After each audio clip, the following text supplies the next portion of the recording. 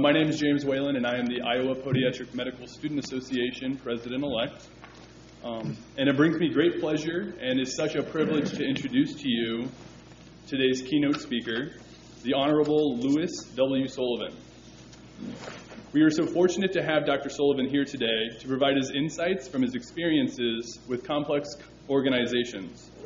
From the role he played in the foundation of Morehouse School of Medicine and seeing it through the accreditation process as Dean and President, to his appointment as our former Secretary of the U.S. Department of Health and Human Services. Dr. Sullivan has achieved great things, in large part due to his ability to lead. In this appointed cabinet position, Dr. Sullivan advanced several initiatives that both promoted health among the American population and showed a commitment to equal representation in public office.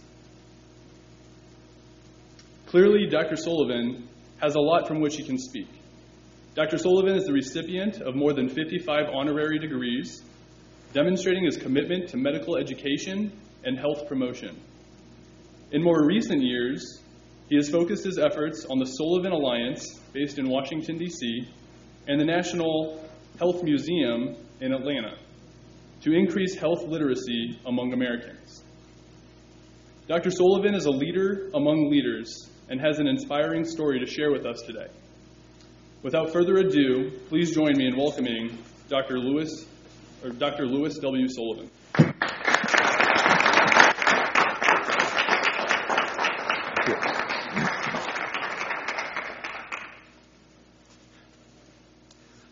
Well, thank you very much for that very generous introduction. And I want to begin by first congratulating Des Moines University on selecting a dynamic individual for your new leader, as well as extend my congratulations to Dr. Angela Franklin for the responsibility which she has taken on in bringing this institution into its next level of development. Because Dr. Franklin began at our institution, as you've already heard, as an assistant professor in the Department of Psychiatry and Behavioral Sciences, became our Dean for Admissions, then Dean for Student Affairs. And our institution, as you've heard, was founded in 1975 when our first class of students came in 1978. So during the time that Dr. Franklin was with us, we were establishing a number of new programs and new ceremonies and new traditions, such as our fall convocation. We began as a two-year school, meaning that our students transferred elsewhere for their second 2 years when our first class came in 1978. And as 1981, we received approval from the Liaison Committee on Medical Education, the Medical School Accrediting Committee, to offer all 4 years of medical education. So the class that entered in 1981 stayed with us, and we awarded the MD degrees for the first time in 1985. So our first commencement was that year. Well, fast forward to today, we not only have fall convocations and commencements, but programs such as our white coat ceremony, a number of other programs throughout the year. Dr. Franklin, as a member of our administration, helped establish a number of these traditions. And one of the things about our institution that really pleased me was the fact that everyone owned it. Not only the students and the faculty and members of the administration, but all of our staff as well. We had an employee staff council consisting of individuals such as our secretaries, our custodial staff, and others, our security staff. And we even had our security staff who formed an honor guard for our commencement activities. And they purchased uniforms and very impressive swords that they would burnish, etc. And all of this said to me that they felt vested in the institution. This was their contribution to our environment. So all of those dynamic things that were going on during those years, Dr. Franklin contributed to in many ways. So I can tell you from my experience working with her that you have someone who will indeed be a great leader, who will analyze the institution, who will keep those things which are good and productive and strong, and who will suggest new initiatives to address issues that she feels need addressing. Also, she has a very disarming way of approaching you, but don't be misled by that, because underneath that very sweet, very charming demeanor that charms you is really a very steel purpose. So I indeed think she's a person who has tremendous qualities. I thought I would give you a brief overview of the qualities which I feel are important for leadership, and then end by describing an activity in which I'm involved now that is an organization that was started in 2004 and is continuing today and is continuing to build as an exercise in leadership. Now, I would say that perhaps the qualities which I have been fortunate to acquire or develop, I've often wondered how much is genetic, how much is environmental, or how much is specific learning. Because I can tell you that while I was born in Atlanta, I grew up in a small town in southwest Georgia back in the late 30s and 40s, and my father established the first black funeral home in that town. This was in the days of rigid segregation in the South. And not only did he establish this funeral home, because prior to that time, if a black person in Blakely, Georgia died, they had to send 60 miles away for a funeral director to come and handle the services there. And that was very inconvenient. So in addition to establishing this funeral home, my father also established the first chapter of the NAACP in a small town of 12,000 people in southwest Georgia. And that really had a very interesting dynamic at that time. So this included the fact that he established the annual tradition of Emancipation Day in this community. It's about 50% African American in this community. Emancipation Day was January 1st of every year. Would include a parade, speech by an invited guest from Atlanta or from Washington or elsewhere. Would include a barbecue, would include dance in the evening, etc. So I cite that simply to say that I had a role model all along in my father. I also had a very strong, determined mother, and by that I mean she didn't spare the rod, and I hope she didn't spoil the child. But indeed, the value system that I inherited from my parents is one that I didn't appreciate it at the time, but I really appreciate the strong support, the encouragement that they gave me all along. For a quick example, because of my father's activism, working to get blacks the right to vote, working to reveal the voter testing that was used as a mechanism to prevent, intimidate blacks from voting. Because of that, 20 years from 1937 to 1957, they lived in this community. My mother was a school teacher, had a master's degree in education, eventually became a Gene's supervisor. But during those 20 years, she never taught in Blakely, because this was the white community's way of retaliating because of the political activities of my father. So my brother and I, my brother's a year and a half older, would go, started out going to school with my mother. So she would drive either 14 miles or as far away as 40 miles to teach. And I remember her asking my brother and myself what we wanted to be when we grew up. And I, of course, had already gone through the period that I had wanted to be a fireman or a policeman. I said, well, my brother said he wanted to be an undertaker like my father. And then I said, I want to be a doctor. And her response immediately was, that's great. You'll be a great doctor, et cetera. So looking back on that, I was receiving positive reinforcement from the beginning. There was never any doubt. There was never any statement that we can't afford that, et cetera. But I was really reinforced that this was the right decision, this was a logical decision, so there was never any doubt. I also had another role model. His name was Dr. Joseph Griffin. He was a practitioner, black physician, 41 miles south of Blakely in a town called Bainbridge. Operating a funeral home meant also that we provided ambulance services for people who needed them, which meant that those people who needed such service would be taken to the doctor and from the doctor by my father, often down to Bainbridge. And so whenever we went to Bainbridge, my father would ask me to assist him. So I would do that, and I was fascinated by Dr. Griffin. He had built his own clinic. He was always wearing green scrub suits or blue scrub suits. I found that fascinating. There was a smell of ether when I walked in the place, and the reverence and the respect and the admiration shown to him by the community was something that I found completely fascinating.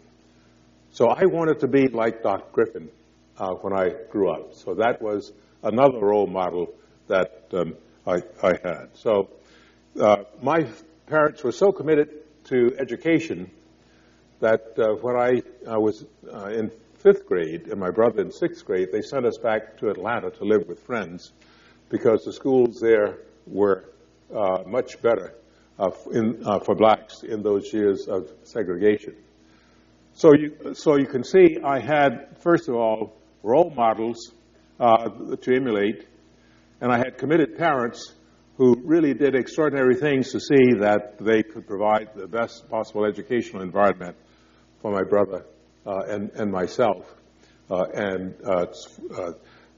again, in those years I didn't appreciate it, I certainly in my adult years became very appreciative of the extraordinary role that they played in shaping me and my brother. So I owe a lot to those early influences, both from my parents and from people like Dr. Griffin and others. Of course, I could take all afternoon to tell you various teachers along the way in school who encouraged us as well. So a lot of my shaping really was those influences in the environment of people around me. Well, over the years, as I've gone through various phases of my career, I have talked with a number of leaders about qualities of leadership, their experiences, and I should also add another individual who was very prominent as an influence, and that was the president of Morehouse College.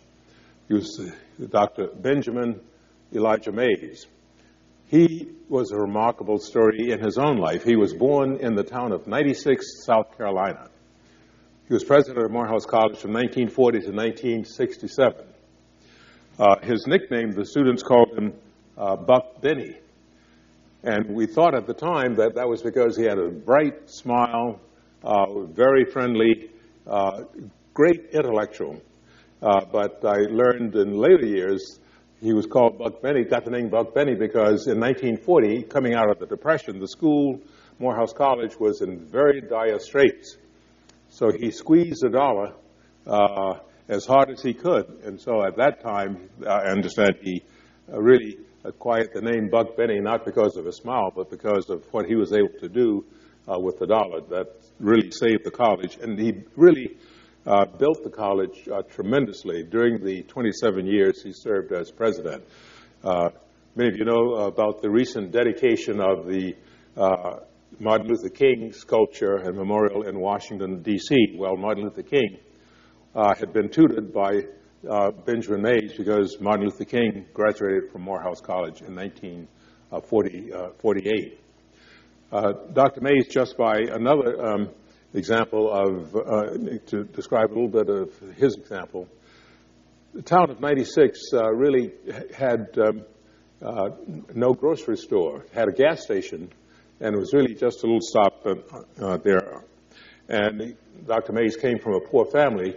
He hitchhiked to Richmond, Virginia, to enter Virginia Union University to enter college.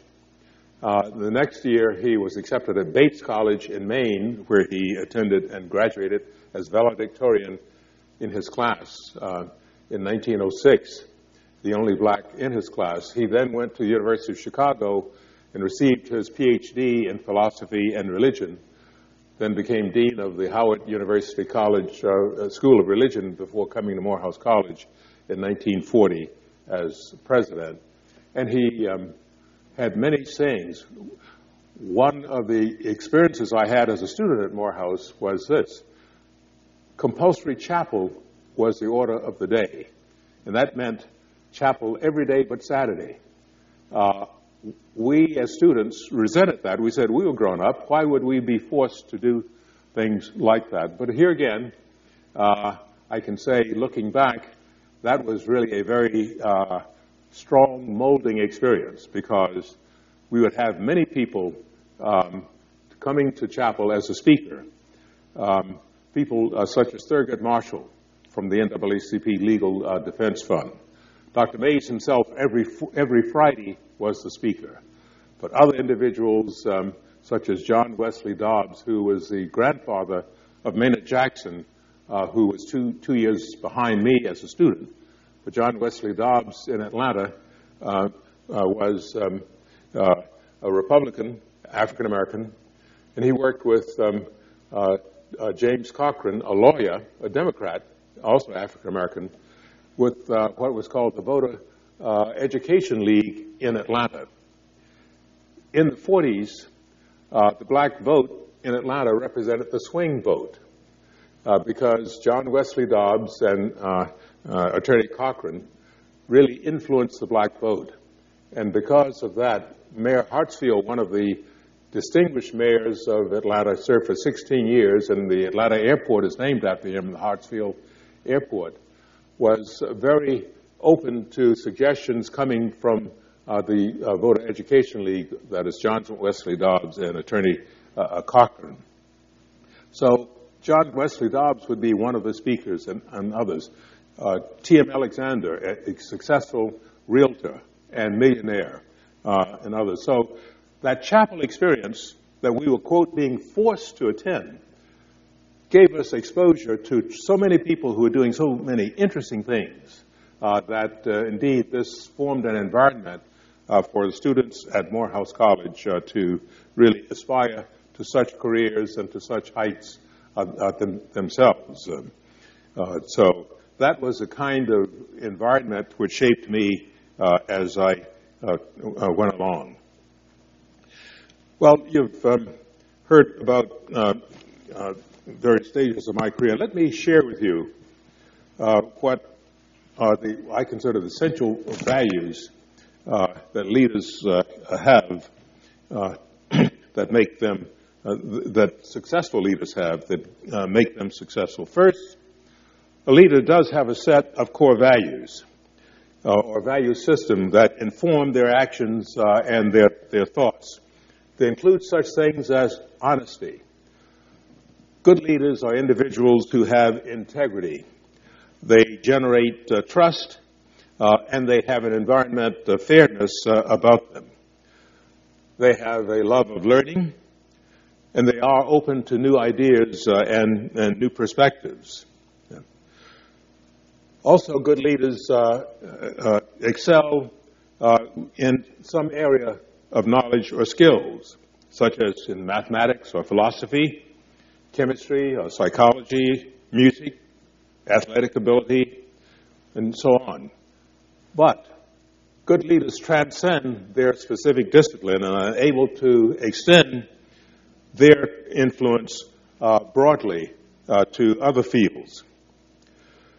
Good leaders also have the ability to solve problems or to propose solutions and inspire others to work on these problems to the benefit of others. Good leaders have a willingness to share their skills and their knowledge with others.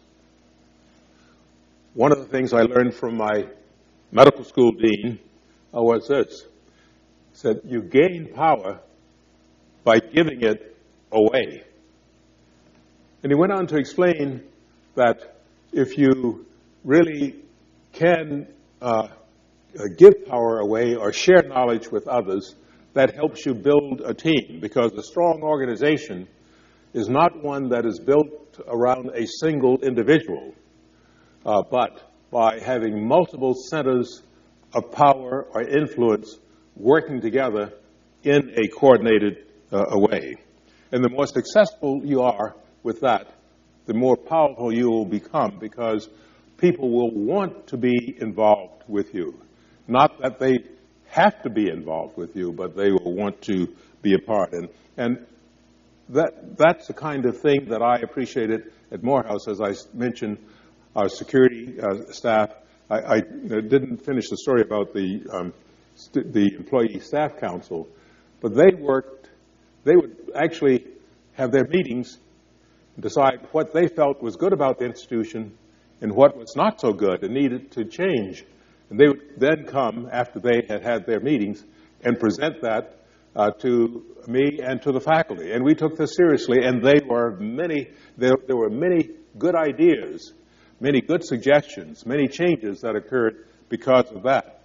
Because in that process, not only did we benefit from their knowledge and from their perspective, but they also owned the institution to a greater degree, because the institution really responded to them in that way. So true power among leaders is really earned by your interaction with the people in the organization. Good leaders, as you've already heard, have vision, the ability to see things as they are, but beyond that, to see what things ought to be, and then develop a plan to change today's reality, today's vision, into tomorrow's reality.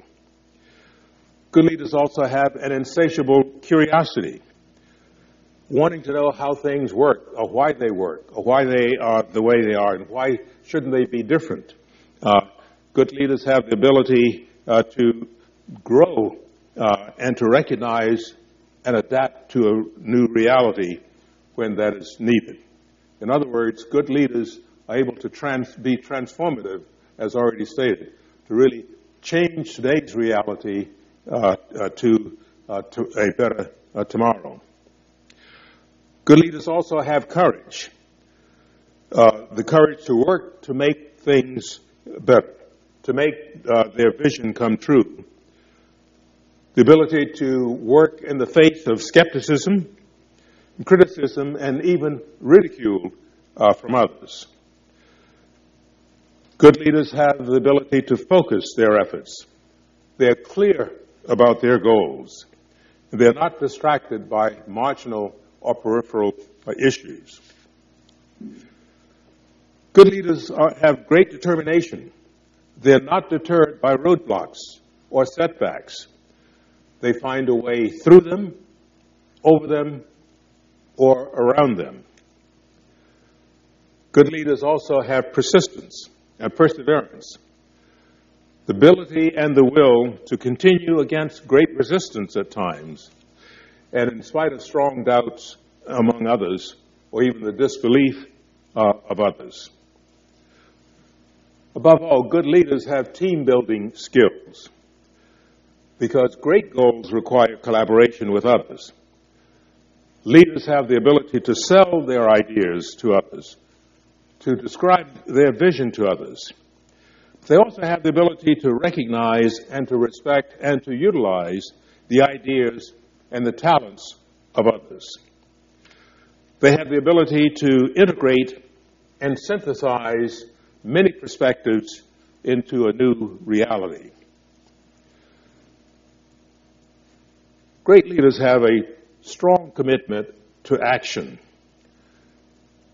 Leaders give great thought to issues and acquire all the information that they can. They plan well. then they execute or implement the plan.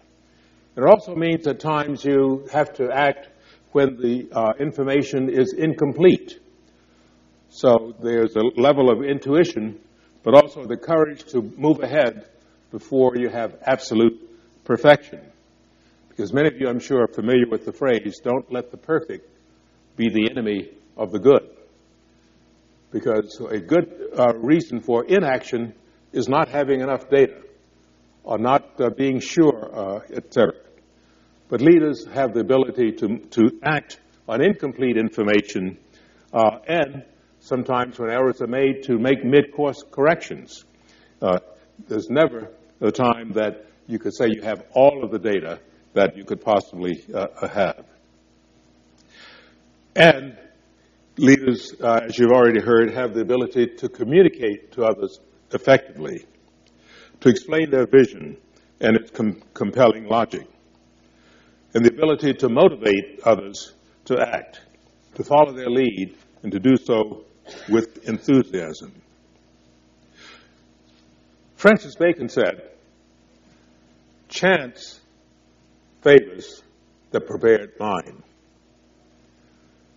Now, during my college years, you've heard me talk about President Mays. He translated that this way to the students. He said, whatever you choose to do in life, you should do it so well that no man living or no man dead or no man yet to be could do it better. He says, if you commit yourself to that level of excellence, then when they are looking for someone with your particular skills or in your particular field, they will have to consider you. He said, you may not get the job, but it should not be because you're not prepared. So that was indeed his mantra that he shared with us as students. So all great leaders were first followers. They were mentored, as was Martin Luther King Jr. by Benjamin Mays. And also Mahatma Gandhi is someone that Martin Luther King Jr. also followed his teachings as well, because the power of his nonviolence movement that has changed our country and it really is changing the world. But another saying I took from my college years was this: the individual who starts out life in second place must run faster or forever remain in second place. This was Dr. May's way of telling us in a segregated society back in the 50s that indeed to overcome that, we had to be not only as good, but we had to be better. And so that was the kind of environment in which we were shaped. Well, leadership in the 21st century means being able to add value and significance to the lives of others and the organization of institutions. It means having adaptable skills which are necessary to lead an organization. It means knowing the organization, knowing the business, knowing the people, knowing the community, and then working with those elements to create a better tomorrow. And as I've already noted, to gain true trust and acceptance of the individuals you're trying to influence, you must be honest, and they must see you as a person of integrity. Good leaders also are flexible. They're able to make timely decisions and take on prudent risks, but then change or modify those decisions when circumstances dictate it. Now, an ideal team that leaders like to develops mutual trust and respect among them. They work to enhance their skills. They're not intimidated by hierarchy, because a healthy organization is one that gives feedback to the leader so that will improve the leader and the organization. You want to have an organization that, should the leader then be hit by a bus, the organization doesn't disappear, but someone else is there to stand in place and to take over the leadership. A good team has the ability to execute precisely, even in a high-pressure environment. I think our experience with our NASA teams is a good example of that, where the margin of error is very narrow. Good teams have the right mix of values. People who are open to new ideas. People who are skilled, confident, committed, and able to work with others. It means having people who have egos, but not oversized egos. Now, I've told you about some of Dr. Franklin's contributions to the development of the Morehouse School of Medicine. Her responsibilities included not only overseeing our admissions process, but the development of our Student Affairs Office, which included academic counseling, career counseling, time management, student financial aid, working with student organizations, the development of our various ceremonies, as I've already alluded to them. We also incorporated the families in celebratory events, such as our white coat ceremony, as well as our commencements, when the parents or the spouse of our graduates would participate in the hooding ceremony when our graduates marched across the stage. Now, having said that, let me, what I want to now do is share with you an experience in developing a new organization that is continuing today and is continuing to grow, and that is the Sullivan Alliance. The Alliance is an organization whose purpose is to work to increase racial and ethnic diversity among our nation's health professions. And that is to try and rectify an ongoing problem that has always existed in our healthcare system in our country, dating back to slavery and then discrimination during the 20th century. And while things are much better today than they were 50 years ago, the residue of these many decades is still with us. And then we see that by the underrepresentation of blacks, Hispanics, and Native Americans, and Native Pacific Islanders, and Native Alaskans among our nation's health professions. You might ask, well, why is that important? I often say that effective health care is given when you have a well-trained, knowledgeable health professional. We want our health professionals, whether they are nurses, public health workers, physicians, physical therapists, or others, we want their knowledge base to be very good, very complete. But that is only half of the challenge, because the provision of health care is a very personal experience, and one in which the patient has to participate by sharing his or her knowledge with the nurse, or with the doctor, or with the physical therapist. And that really means trust, the patient having trust in that individual, that these very personal elements about one's life and one's activities can be trusted to you so that you will use them in a positive way and not use them in a negative way of ridicule or exploitation or experimentation without knowledge, etc. So what that means is establishing that bond of trust in the relationship with the health professional. That is enhanced if the health professional understands the culture, the value system, and the personal history of the patient and respects that. And like children, knowing their parents' moods, patients can read health professionals quite well. Can often understand when they are being dealt with summarily, and therefore, if that occurs, they're not going to share that personal or potentially embarrassing information.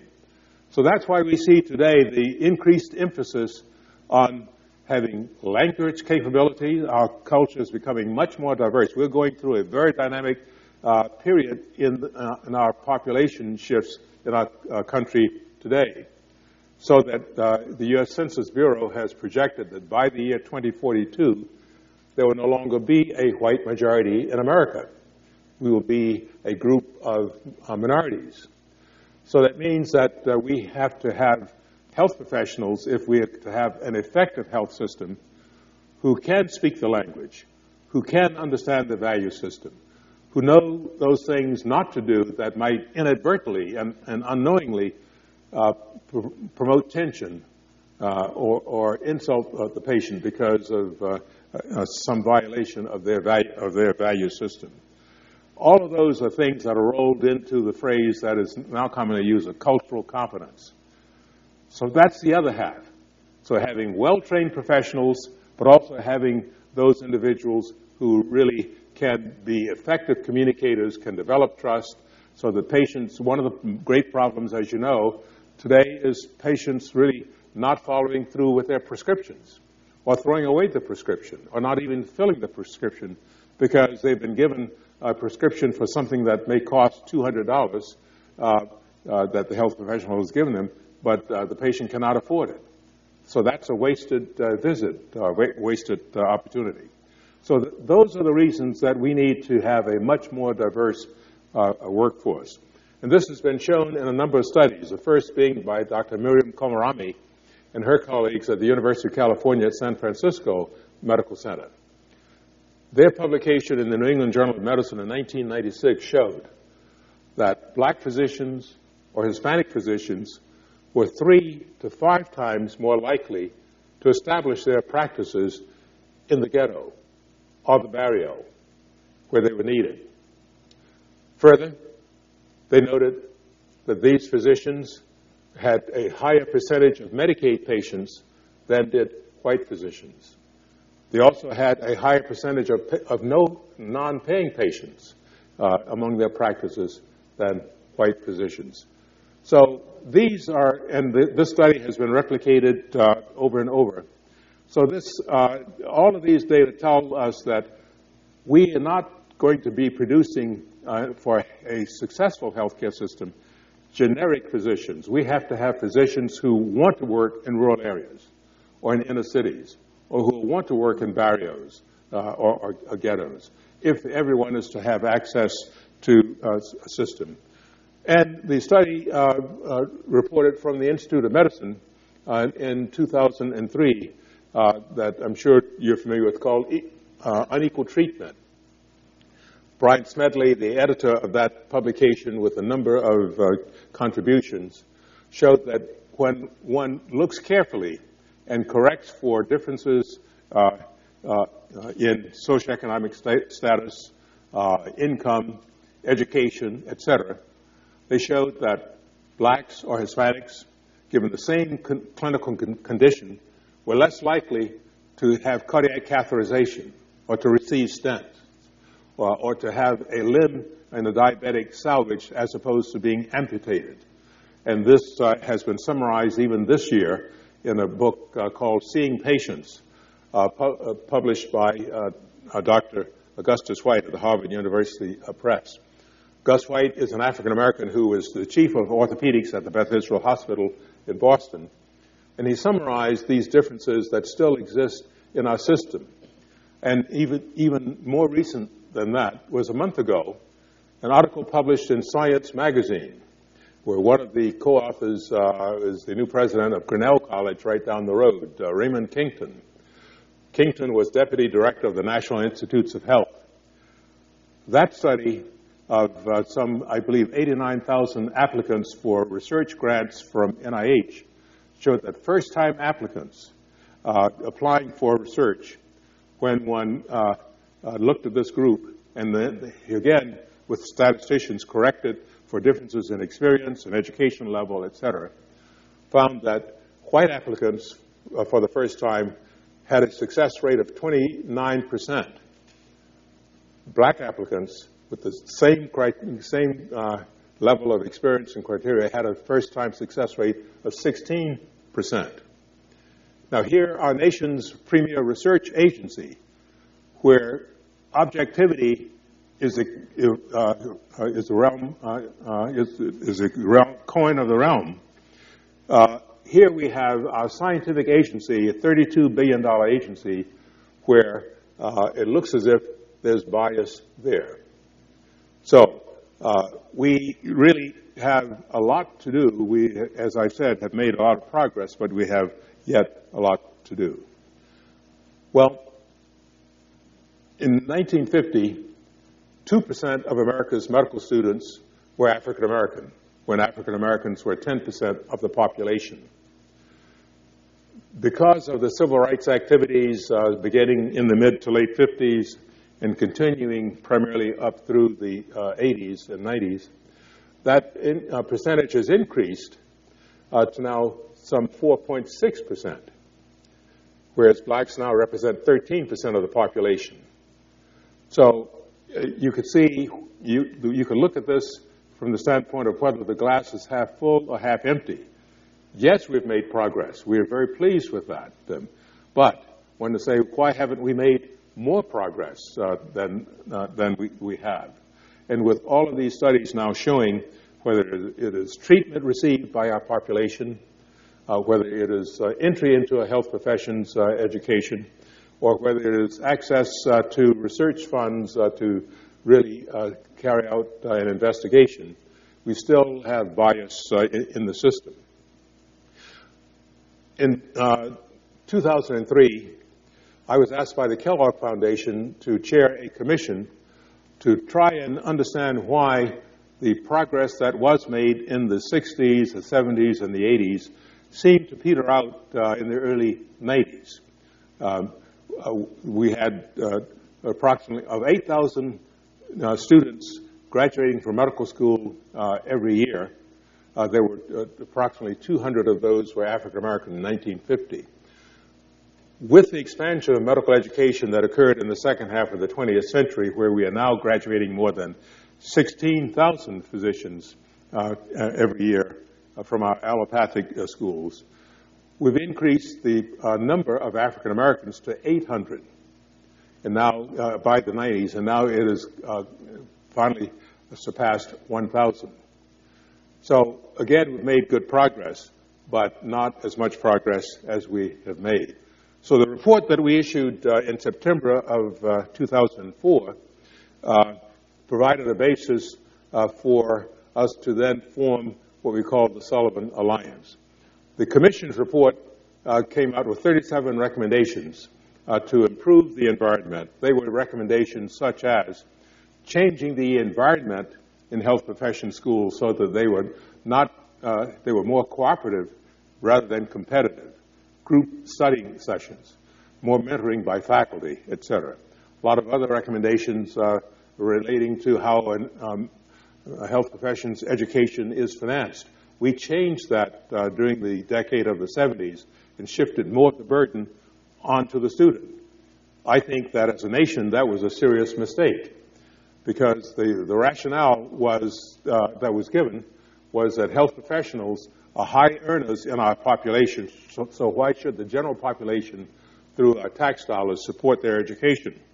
Well, that, if you look at it that way, it might seem to make sense, but my perspective is as follows. We need to invest as a society in seeing that those services and professions and professionals that we need are there when we need them. Because shifting our base of providing financial support for a medical education more onto the student is one thing which I believe has contributed to the decline in the number and percentage of our graduates going into primary care, because in primary care we do not reimburse at the level that we do for procedurally based specialties. I think that's a mistake we made in establishing Medicare and Medicaid back in the mid-60s. It's easy to take out an appendix and count that, or to fix a fracture and count that. We decided it was more difficult to assess a value or give a value for a pediatrician counseling a mother on a vaccination schedule for a child or doing a series of diagnostic tests, so that we set the system up to reward procedurally based specialties more than cognitive based fields.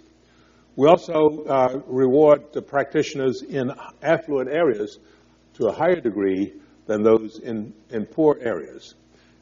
I believe that those individuals who are practicing in remote areas really don't have the support system that we have in urban areas and affluent areas, and so therefore those individuals, to remain current and relevant, et cetera, have to do a number of things to support their system.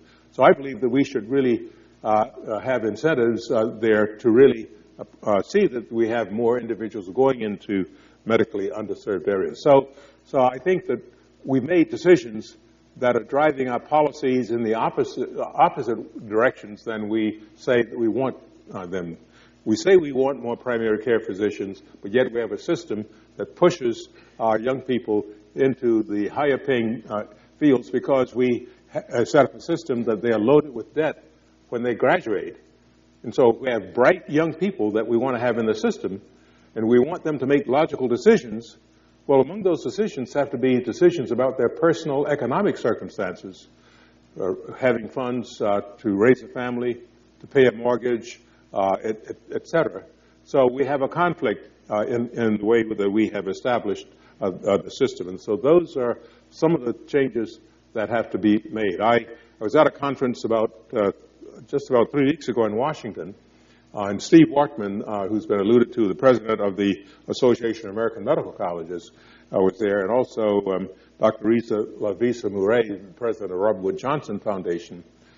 And one of the questions that was raised among the conference participants was if there was only one thing you could do to change the health professions education system, what would it be? Steve Wortman said, I would abolish tuition and have have no tuition for health professions school. And I agree with that. He beat me to the punch in getting to the microphone to say that, because this is one of those areas where I think we have made a mistake. Well, when we issued our recommendations, we then were funded to form the Sullivan Alliance. The Alliance role is not to come up with new findings or new recommendations, but rather to serve as a catalyst for the implementation of the recommendations that came out of the Commission, as well as that came from a number of other studies. The Institute of Medicine also had a report in February of 2004 called In the Nation's Compelling Interest that had a number of similar recommendations. So the Alliance came into being in January of 2005 with the purpose of serving as a catalyst for programs to enhance the diversity of our nation's health professionals. Oops.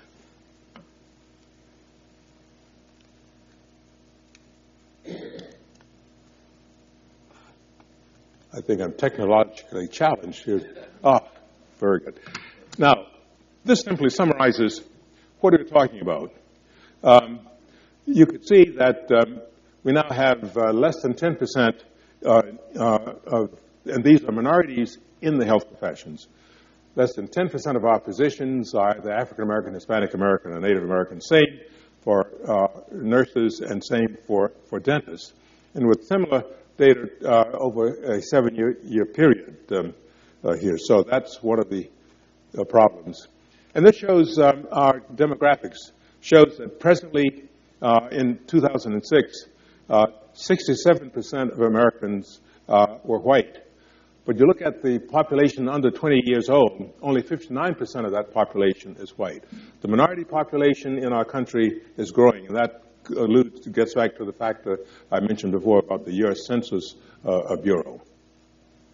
I mentioned some of the recommendations. We had 3 overarching findings. One, the culture of health profession schools should change in order to increase diversity. Also, new and non-traditional paths to the health profession should be explored. By that, we meant such things as people pursuing second careers or people entering community colleges. One of the things that I learned, and others knew already, but during our Sullivan Commission, I learned that today there are more African American and Hispanic American students in 2-year community colleges than there are in 4-year baccalaureate institutions. So if we want to widen the pipeline, which everyone wants to do, we really need to find ways to tap into that pool of students and have those students really pursue a baccalaureate degree and then on to a professional degree, because we also found that only 18% of students entering community colleges end up with a baccalaureate degree. So we should have a much higher percentage. Not everyone who goes to community college goes to seek a degree. They may go for special skills such as accounting or auto mechanics or what have you. But a number of those students go because it's less expensive, it's right at home, so there's not living expenses, etc. So we need to find ways to tap into those students to widen the pathway. And leadership is needed, and by that we meant presidents of academic institutions, deans, departmental chairs needed to take leadership, needed to own this issue and work to address it. In January 2005, the former members of the Sullivan Commission and the former members of the Institute of Medicine panel, and that panel, by the way, was headed by Dr. Lonnie Bristow of San Leandro, California. Lonnie Bristow, as many of you know, was about 10 years ago was president of the American Medical Association, the only African American to head that body. So he chaired this Institute of Medicine panel. So these two, the members of these two bodies, which were dissolved when the reports were issued, came together to form the Sullivan Alliance in January of 2005. So our purpose was to work to increase diversity in the health professions, providing leadership at the national level, increasing awareness of the problem, because surprisingly, a number of people feel that there's no longer a problem or a challenge, and then spurring action here. The deficiencies really exist in all of the health professions, but we knew that as an alliance, we did not have the manpower or the resources to really address all of the professions, so we felt that if we concentrated on the the larger professions, that we would hopefully have an impact there, but that we would also have a ripple effect, hopefully, into other such areas, such as physical therapy or health administration or what have you. We decided to proceed by developing programs at the state level. We did take our report to the White House and met with the domestic policy advisor, because one of our recommendations was there should be a presidential commission appointed to monitor this and to come up with recommendations. But as too often happens, they took this under advisement, and we've never gotten an answer. So we decided that we would proceed at the state level. And the purpose was to find strategies to increase the number of students from ethnic and racial minority backgrounds entering the health professions. We wanted to tap into the commitment within the academic community for equity, as well as recognition of the real impact of more diversity in the health professions and in delivering health services. But we felt that we needed to have a formal structure for this to work. So the model was to develop collaborations between academic health science centers and colleges that had high numbers or high percentages of minority students. And we started in the state of Virginia. The State Alliance, by definition, is a formal collaboration between the higher educational institutions, minority-serving institutions, and majority schools, dedicated to developing a more robust and diversified healthcare workforce. Our offices are in Washington, and these are the services that our office provides. Planning efforts, availability of leadership. We have a panel of individuals who have worked with these problems, and also access to the data bank that we have, as well as funding, startup funding strategies as well as research into this effort. Even consultation about how does one go about developing a 501c3 or nonprofit organization.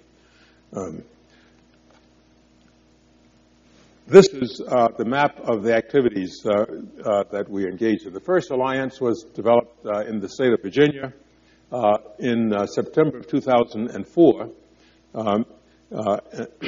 And so that really preceded the formation of the National Alliance. In Virginia, we started out with the Virginia Commonwealth University, all 5 black colleges in the state of Virginia, and the University of Nebraska. And I'm always asked, well, why Nebraska? It turns out that a conference in Richmond in June of 2004, the chancellor for the Health Sciences Center in Omaha, Howard Maurer, was there. He had been chairman of pediatrics there before he went to Nebraska. So at this conference, he said, well, gee, this is a great idea, and if you decide to proceed with this, we'd like to be a part of it. So by serendipity, Nebraska became part of the alliance in Virginia, which is why it is called the Virginia-Nebraska Alliance. And I have more to say about that later. But we also have developed an alliance in the state of Florida that involves all 4 medical schools in the state of Florida: University of Florida in Gainesville, Florida State in Tallahassee, South Florida University Medical Center in Tampa, and the University of Miami. We also have the Florida International University College of Nursing, and Florida International, as you know, is in the process of developing a medical school, as is Central Florida University in Orlando. So we're looking at those institutions as potential members of the alliance in Florida. We also have programs underway in North Carolina and Maryland. And we had a conference in Colorado that involved the Western State, WICHE, the Western Interstate Compact on Higher Education. So the white push pins from these states were states that participated. They had someone from the University of Iowa Medical Center there as well. So those are states that were exploring the concept of perhaps a multi-state alliance as opposed to an alliance that is involved in only in one state. Well, let me describe a little bit more about the Virginia-Nebraska Alliance because this is the most fully developed one. And as you can see here, it has the medical schools, the Virginia Commonwealth at the top. Let's see.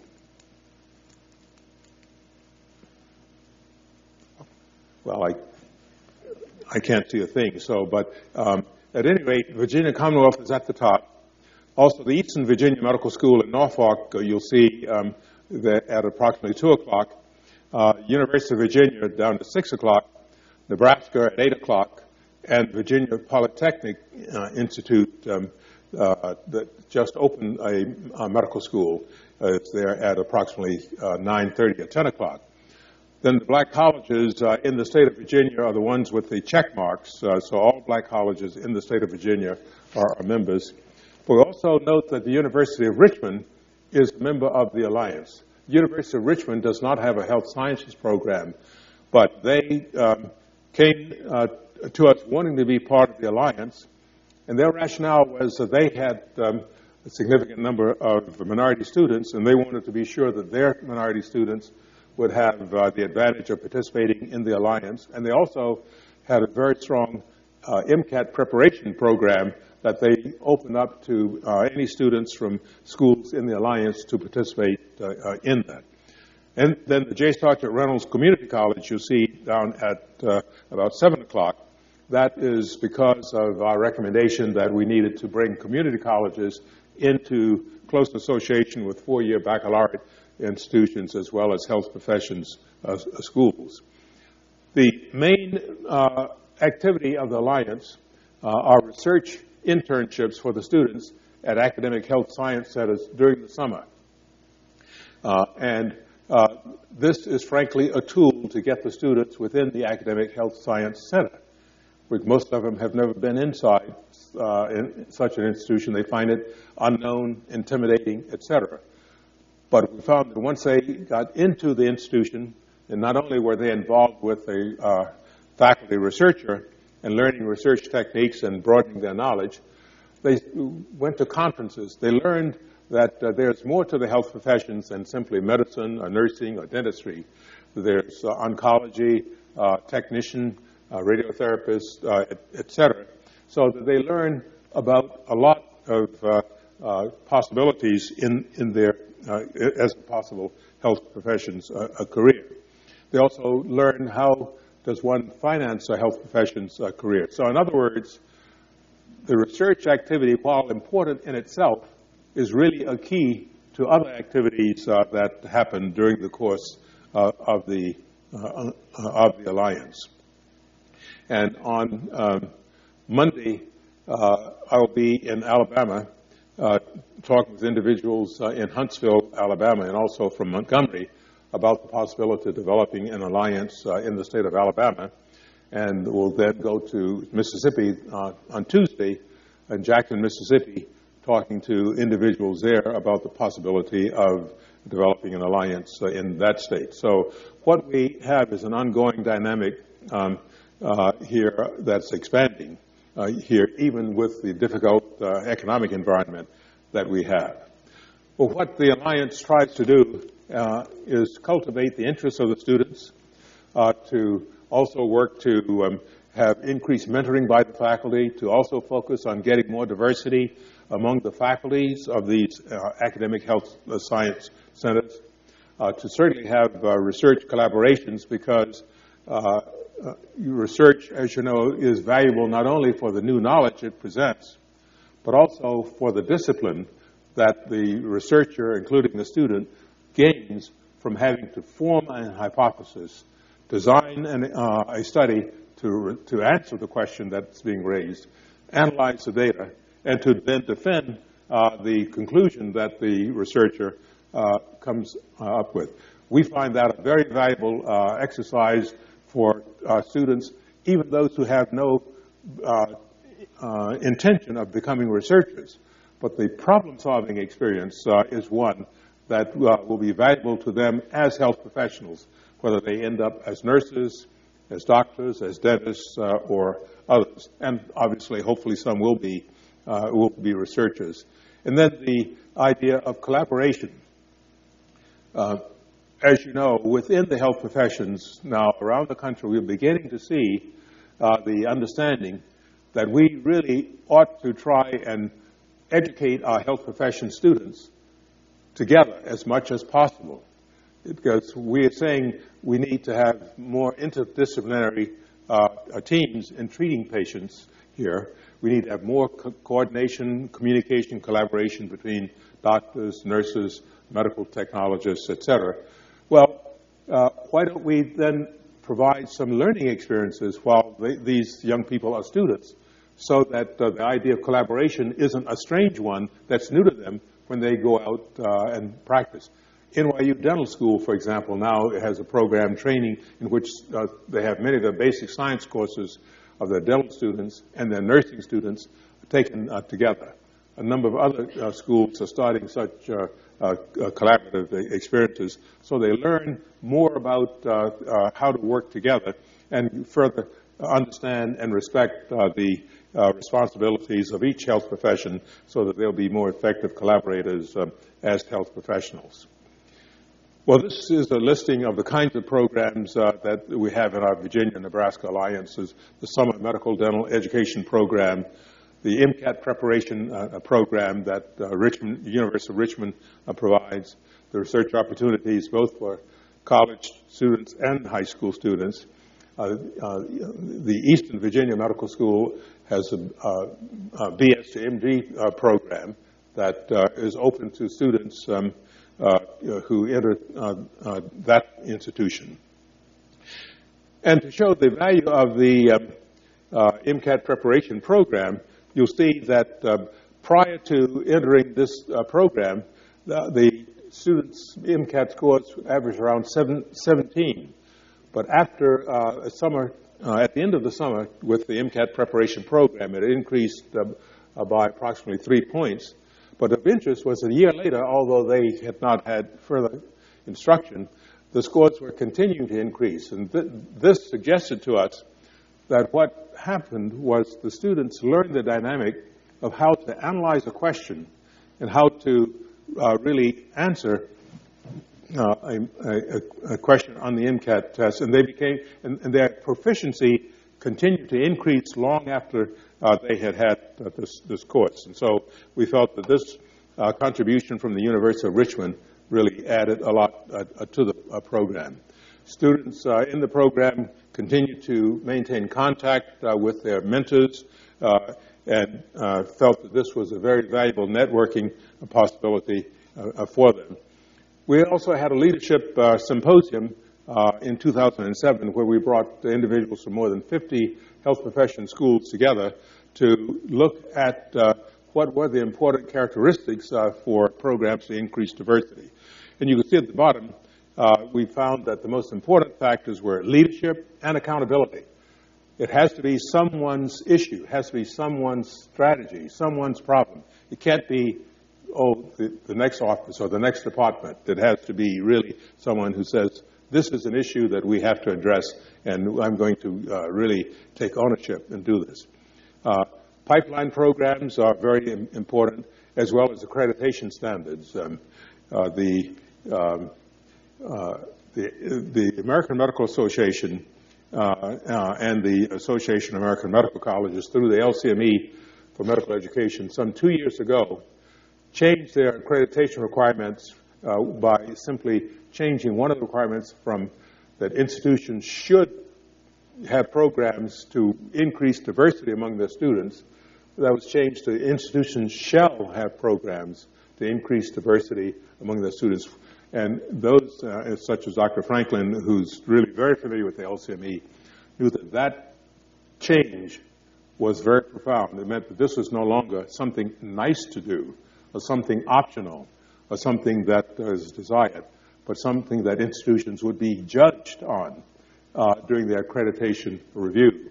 And I'm sure that here at Des Moines, as we at Morehouse, always took great care in preparing for accreditation reviews with all of the things that we analyzed in the institution, our financial base, our facilities, our library, our curriculum, and all these things that are evaluated by accrediting bodies.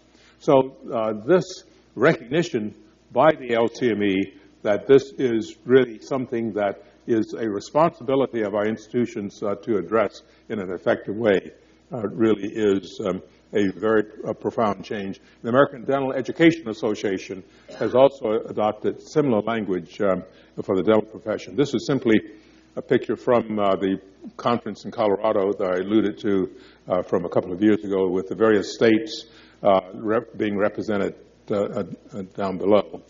And our plans, as I've already mentioned, are to continue with these activities and hopefully, as our nation begins to get control of its budget and our economy begins to improve, we will see more leadership coming from the federal government. Because during the second half of the 20th century, when we went from 8,000 medical graduates in 1950 to some 17,000 by 1980, that was because we expanded the class size of existing medical schools. We also developed 47 new medical schools, of which Morehouse is one. So today, among the nation's allopathic medical schools, 1 in every 3 is a school whose genesis occurred during the second half of the 20th century. We have now today some 22 or 23 allopathic medical schools in various stages of development. Almost all of those are state initiatives. 3 or 4 are private initiatives, one at Virginia Tech that I alluded to with the Carilion Foundation, another at Hofstra University on Long Island with the Long Island Jewish North Shore Hospital Federation providing financial base for that. But by and large, these are state initiatives and not federal initiatives. Of the 47 schools that developed between 1956 and 1981, Most of them were funded with funds from the Department of Health and Human Services, but 7 of them were funded with funds from the Department of Veterans Affairs. The medical school in Columbia, South Carolina was one such school. The other in Marshall University in West Virginia was another. The Department of Defense funded 2 schools. Wright State School of Medicine in Dayton, Ohio was built at Wright-Patterson Air Force Base, utilizing the facility, the hospital facility there. Then the Uniformed Services University that was organized in Bethesda by the Department of Defense. So, in other words, what we saw in the second half of the 20th century was a robust effort with leadership from the federal government to address the shortage of physicians that had been projected to occur if we did not expand medical schools. We now, with healthcare reform having been enacted, and I know we are going through the efforts to change it, repeal it, et cetera, and I certainly hope that we don't repeal it. It's not a perfect bill. It's impossible to write a perfect bill. My position is that we should work with it, address those things that should be addressed, and make it a better bill. But the reason I say we should not repeal it is this. I went to Washington in 1989 as Secretary of Health and Human Services. We had 37 million uninsured Americans then. And we were spending $1 trillion for health care from all sources, public and private. Public being Medicare, Medicaid, the Department of Defense, and Veterans Services. We didn't pass health reform legislation in the 90s. So now, 20 years later, instead of $1 trillion every year being spent, or 11% of GNP as it was in 1989, we're now spending $2.5 trillion every year on health care. It's consuming 18% of GNP rather than 11%. So if we if this is repealed now, by the time the forces will line up again, that will make it possible for some action to occur, which will be years or a decade in the future, we'll be in much worse shape. So those who call for repeal, I think, really are ignorant of the facts or ignore the facts that we need to take an imperfect bill and work to improve it. And among those is addressing the manpower, because bringing 32 million more people into the system has changed the projections of the need for health professions. We'll need more than 1 million more nurses. We've gone from projection of needing 30,000 more physicians to 120,000 more physicians, 250,000 more public health workers. We are an aging society, more chronic disease. So if we are to have a system that's functioning, we'll have to address manpower, along with a number of other things for efficiency in the system as well.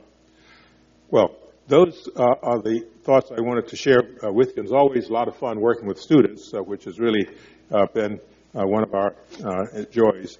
And so I would conclude by saying the changes and improvements that we need in our system will require leadership. It will require courage, will require vision, a lot of hard work. But that's where you come in. The students, you, and in a very short time, you'll be the leaders in our system. And you need to really be preparing yourself now to assume those positions of leadership, because the issues that we face won't be solved in 1 year or 5 years. It'll take a decade or perhaps 2 decades of hard work to address this. The problems we have are very significant, but they're solvable. But they require vision, courage, and leadership. So that's what we indeed are looking to you for, to help us improve our system. Thank you.